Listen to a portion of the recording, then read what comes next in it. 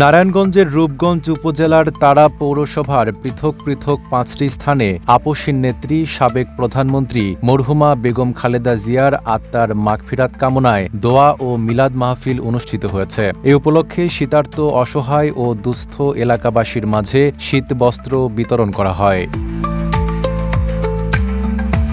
অনুষ্ঠানে প্রধান অতিথি হিসেবে উপস্থিত ছিলেন নারায়ণগঞ্জ ১ আসনের ধানের শীষের মনোনীত প্রার্থী মোস্তাফিজুর রহমান ভূঁইয়া দীপু। সানবিট সব দিবে সামাল। সানবিট ম্যাজিক প্রেস ডিশওয়াশিং এর মাথা ঘোরানো সলিউশন। এ সময় তিনি মরহুমা নেত্রীর আত্মার মাগফিরাত কামনায় বিশেষ দোয়া করেন এবং শীতার্ত মানুষের পাশে দাঁড়ানোর জন্য সকলকে আহ্বান জানান। অনুষ্ঠানে স্থানীয় নেতাকর্মী, আলেম ওলামা ও গণ্যমান্য ব্যক্তিবর্গ সহ বিপুল সংখ্যক এলাকাবাসী অংশগ্রহণ করেন। নাইম আরাবী, ঢাকা পোস্ট।